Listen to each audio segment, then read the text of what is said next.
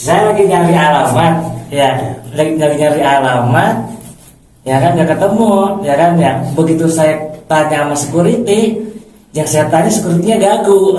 Oh, gagu. Oke, jadi selamat berjumpa lagi dalam acara bincang-bincang di podcast Kawan Iman. Malam hari ini sih. Kali ini saya bersama teman-teman ingin bincang-bincang terkait pengalaman hidup dari masing-masing tamu yang kita undang. Di depan saya ini ada Bapak Soebi yang paling kenceng suaranya dari Bakti Jaya, ya.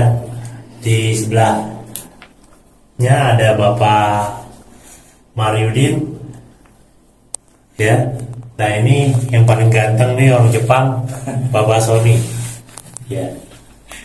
Ya, kita akan coba dengarkan pengalaman hidup masing-masing. Mudah-mudahan bisa kita ambil hikmahnya terkait pengalaman beliau. Nanti bukan terserah ya. Nanti kita bisa lihat apa sih yang mau diceritain, apakah yang sifatnya lucu, apakah yang sifatnya mengharukan atau yang menyeramkan. Yang jelas kita akan coba ambil manfaatnya, hikmahnya. Oke, langsung saja ke yang pertama. Dimulai dari siapa nih? Atau Gabriel dulu? Depan. Oke, peci. Iya. Ya, ini sesuai kesepakatan, kita dengarkan dulu nih dari Bapak Sony. Iya, silakan. Ya, terima kasih untuk host Pak Imam. Saya ada pengalaman pribadi nih. Ya, dulu waktu saya ngurir, baru-baru ngurir saya tuh. Ngurir apa nih? Ngurir banyak nih. Ngurir negatif apa yang positif? Karena kalau ngurir negatif ada banyak tuh ditangkap itu. Kita ngurir positif. Oh iya. Ya, kita sedikit ngurir barang, ya kan? Ya. Saat itu saya masih baru nih. Ya. Baru sekarang udah alhamdulillah, ya kan? Ya, jadi saya lucu begini nih.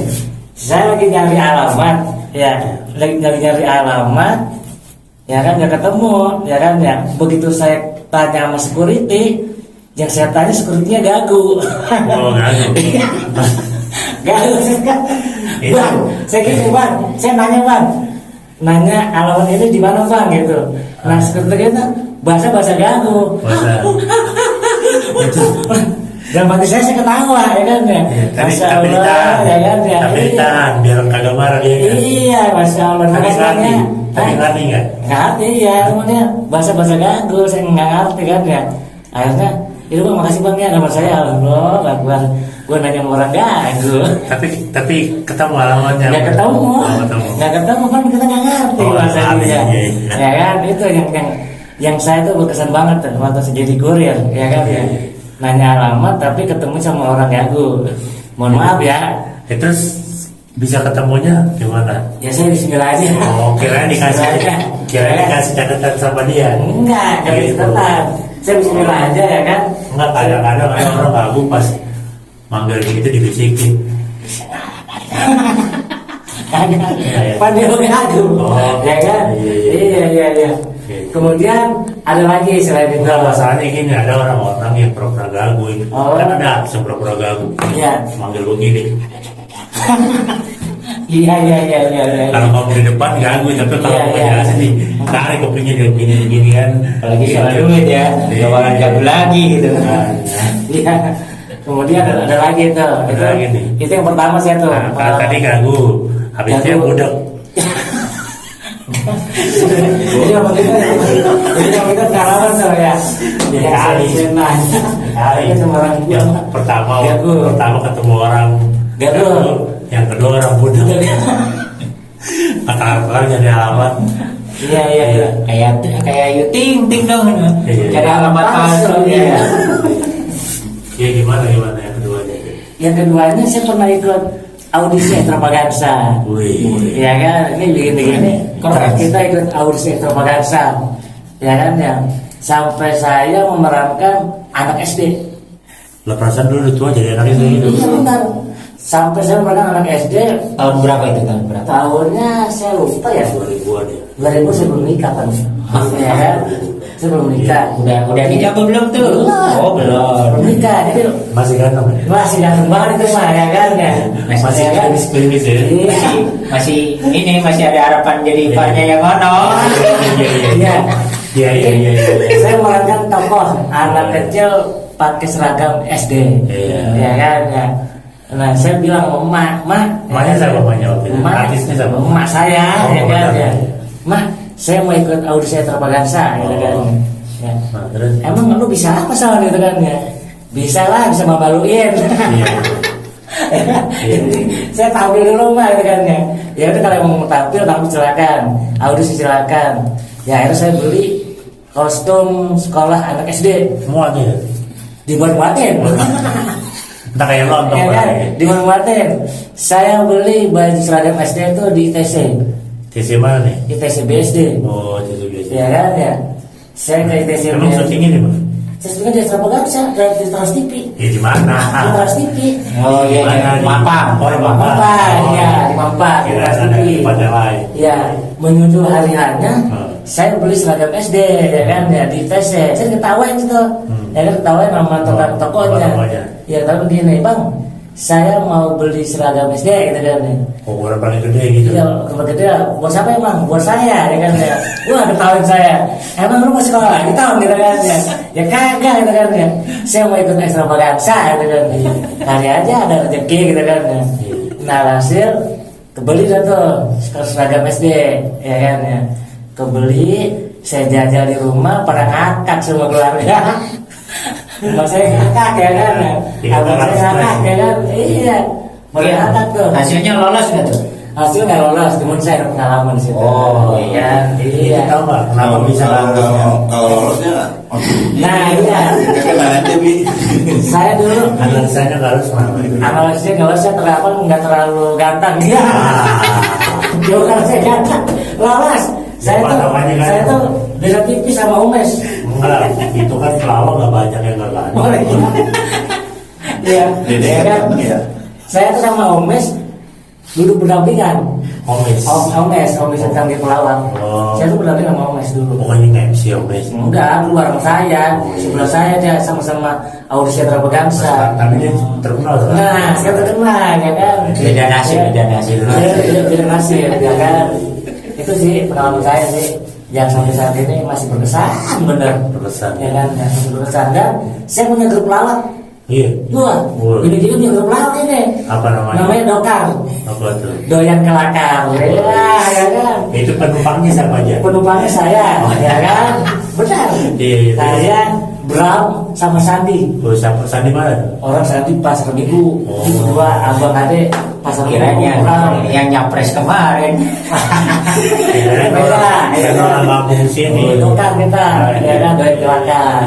Jadi itu Iya. kita punya grup pelawak kemana-mana ikut. Iya lah, namanya dokar Ya kemana-mana. kan dokter muter-muter ikut kemana-mana. Iya, Ya muter-muter kan ikut kemana-mana. audisi api, saya ikut. Dia kata kalah, pengalaman dokter.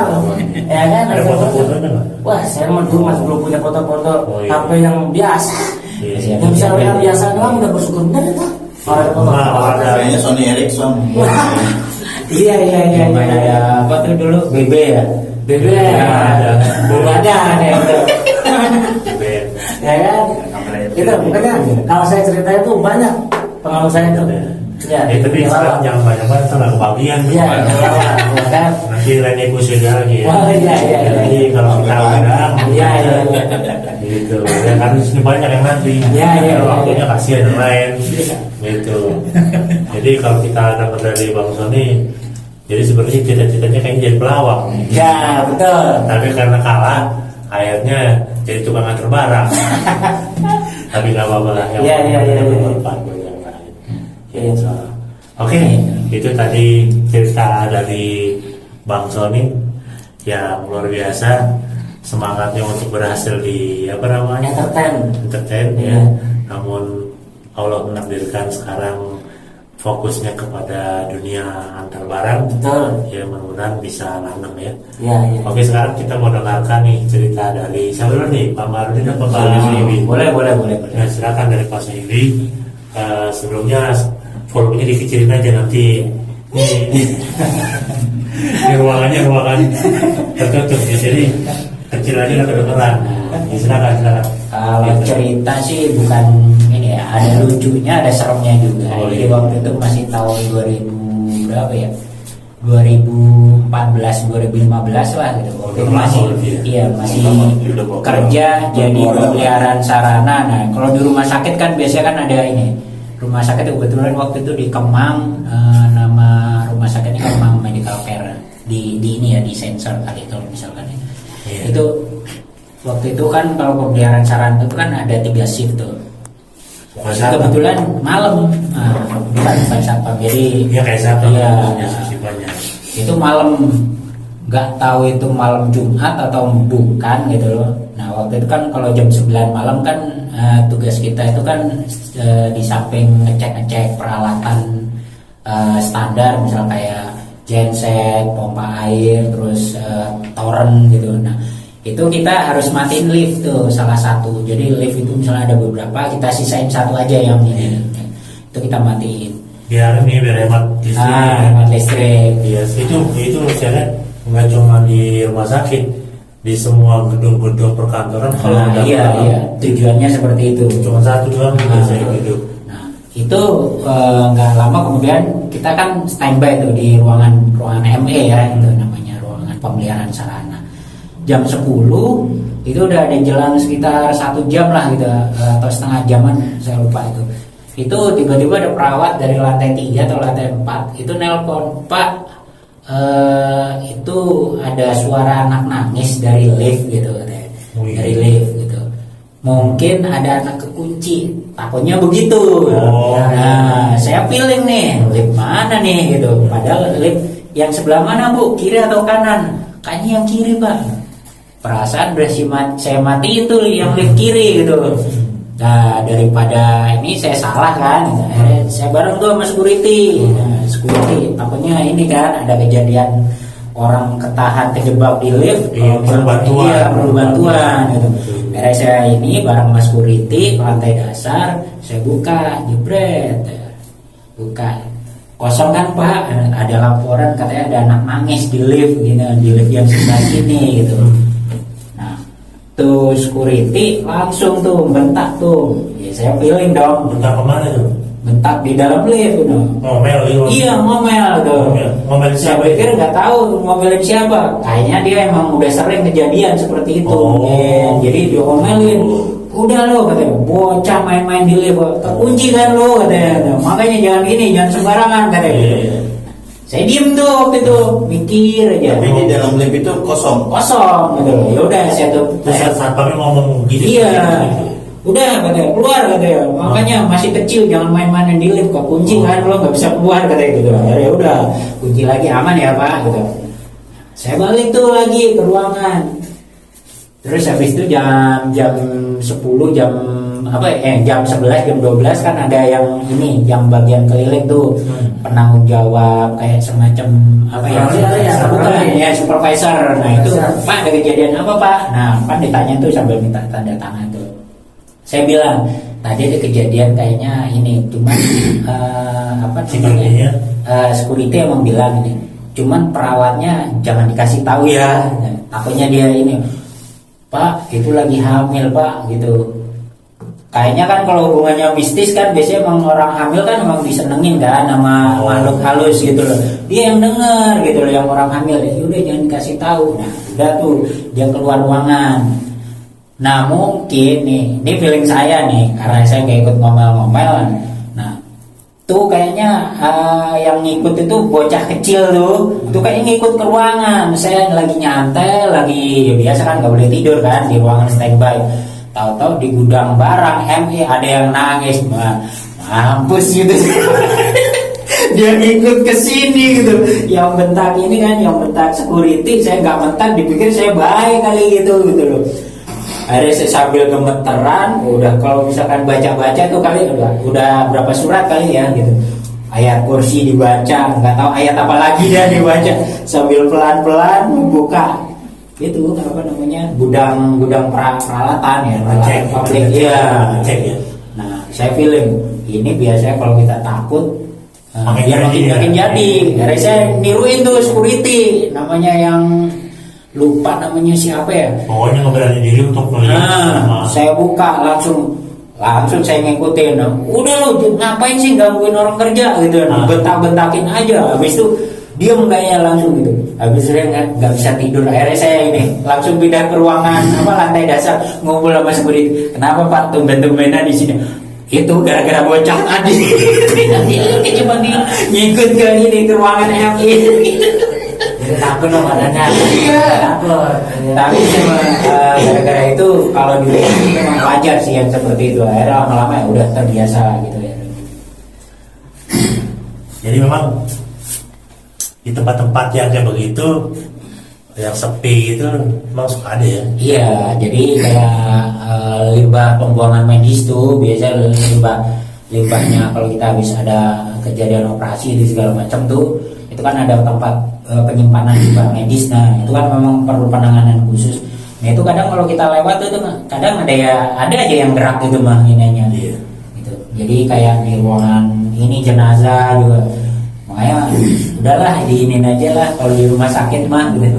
Ya biasa aja gitu mah gitu. Awal gitu. Iya. Yang penting kan tadi jangan sampai kita terbawa sampai akhirnya jadi. Iya, kalau takut malah jadi dia malah. Nemenin istri aja kemarin Pak hari malam di Hermina. Mana kata pas sudah mau pulang adanya sebenarnya sih itu yang sebelah kan kosong ya. Oh, habis meninggal. Jadi kan ini saya pas masuk terus sendirian tuh. Jadi kan satu ruangan kiri kan ada tiga tempat atau empat bed gitu kan. Nah jadi ya sebelahnya itu Ya kalau di rumah sakit emang kayak gitu. Iya. Jadi satu ruangan yang ini sakit. Kadang-kadang yang sembuh itu ngeliatin yang samping-sampingnya baru meninggal. Tapi gara-gara itu Pak, saya bohong tuh ke perawat yang lantai 3 atau lantai 4 tuh, karena dia kan posisinya hamil tuh. Ketika ditanya lagi, oh itu apa namanya, kayaknya ibu salah dengar gitu, kayaknya di lantai bawah itu bukan di lift yang nangis, di lantai bawah yang ruangan khusus perawatan anak. Saya bilangnya begitu. Biar nggak kepikiran. Iya, biar nggak kepikiran, karena lagi hamil gitu. Biasanya kan kalau emang hamil itu kan biasanya tubuhnya wangi sih kata orang itu. Jadi kayak makhluk halus itu dia mencium gitu ininya gitu. Iya. Iya, luar biasa ya. Luar biasa cerita mistis. Ini apa namanya?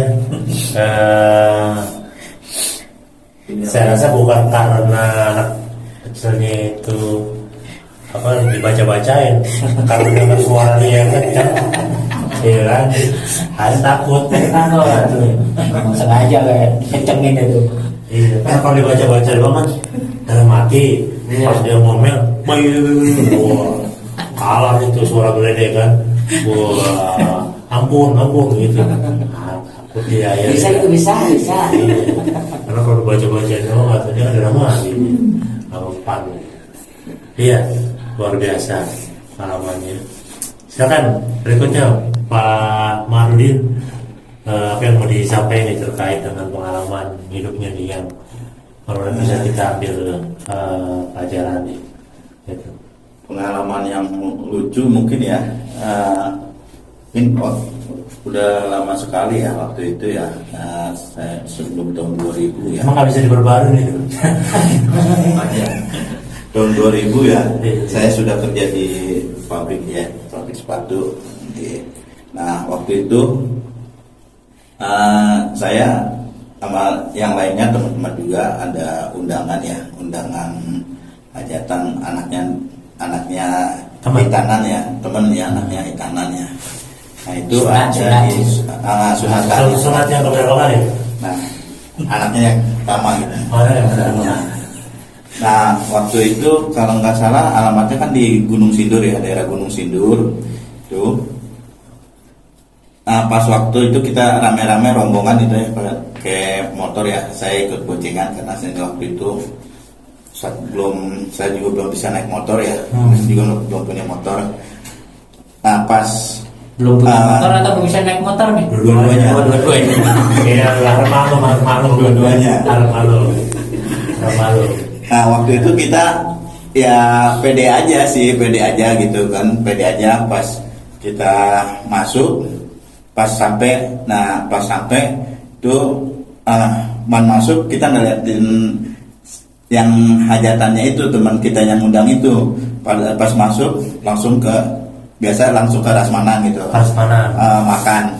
Pas setelah makan, pas dilihat, lah kok nggak ada yang kenal gitu ya, nggak ada yang kenal. Pas kita tanya sama yang sebelah, orang Ini sono, yang sebelah teman apa? bukan orang sononya, ada orang sono. Pak, ini yang hajatan siapa? Oh ini Pak, ini yang kerjanya di Pratama bukan? Bukan, dia nggak kerja di Pratama. Aduh. Salah masuk. Salah alamat ini. Undang ini berarti salah masa. Yang beruntung kan begitu nih. Salah alamat kita. Udah pada makan gitu. Lah terus tadi yang katanya dikenal kelihatan di situ, dia sebagai tamu atau ini? Apa ya? Enggak, kita alamatnya kan misalnya alamatnya sama Gunung Sindur gitu kan. Ya. Kita udah ke Gunung Sindur, ada yang hajatan udah kita langsung masuk aja gitu. Lihat tulisan detailnya. Oh. Yang penting ada janur kuning dekat Gunung Sindur, main masuk aja. Bukan masuk aja gitu kan udah ini kan udah sore gitu kan udah menjelang maghrib kan kita Udah pede aja pulang dia. kerja pede aja Pede aja. Makanya Kalau sebenarnya mau pede aja sih udah lapar. beruntung ada lapar juga karena beruntung ada lapar yang lain ada lapar pas udah ada ini udah langsung masuk pas ini bukan gitu kan Lapar ya dia. udah Jadi seolah-olah katanya pas udah habis pada makan lah bukan itu Pak maaf salah alamat katanya udah makan salah alamat udah langsung balik lagi balik lagi kita cari alamat lagi itu mah di depan hansip nggak nutup gitu. Bayar dulu dong kan. Itu nggak ngasih angpau jadinya. Waduh. Itu ada yang kejadian kayak Ini disebut manusia gratis. Sore. Oh, kan sore gratis. pas itu Sore gratis ini. pas ini baru kita motor lagi ke arah masuk lagi ke dalam sana baru ketemu pas ada iniannya Emang kenapa nggak telepon sih? di jadulnya dulu kan masih zaman teleponnya masih jarang yang bener telepon kan tahun ya. masih tahun sebelum 2000-an sebelum masih tahun 1900-an kan gitu kan karena saya juga belum nikah kan saya nikah tahun 2000 ya 900-an. 90-an ya. masih tahun 90-an gitu kan. milenial, generasi milenial. Itu kan jadi kita jalan terus pas sampai itu ada di Janur, nah di Janur itu ada Namanya baru namanya gitu kan biar nggak salah lagi ya. Namanya Benar namanya. Suratman Pratama gitu kan ini benar baru masuk bener ya sana pas disuruh makan udah makan tadi di sana udah makan di sana itu ya pengalaman yang unik ya itu Bukan unik itu mau membagongkan itu mah. Jadi memang kadang-kadang kalau orang lapar itu apapun nggak kelihatan. Makanya wajar sih pemilu kemarin ada buat makan siang gratis itu dipilih. perut ya ini tuh pengalaman yang yang lucu di depan Iya. Jadi ini sekali apa namanya kalau kita lihat tadi itu kalau biasanya kalau salah kan satu orang ya, nah ini kan salah berjamaah ini. Emang ada yang ngingetin gitu ya? Kalau itu kali pepatah Apa tuh? lapar bego ya. Oh, jadi udah makan semua nih Lapar bego. bukan. Apa yang namanya? Kalau lapar galak. Ini balik ya. Bego. Ini mah lagi lapar bego gitu. Iya, jadi aneh. Biasanya kan kalau orang ini yang ngingetin, cuman karena semuanya pada lapar jadi nggak ini, nggak konsen gitu. nggak konsen jadinya ingin udah dinasi aja udah harus dilihat tamunya kok beda tamunya. Oke, teman-teman sekalian, demikian hasil dari cerita teman-teman yang datang ke podcast Kalaniman. mudah-mudahan bisa kita ambil hikmahnya, manfaatnya untuk di kemudian hari. Jangan lupa, dukung terus akun YouTube Kawan Imam dengan like, komen dan subscribe. Semoga bermanfaat.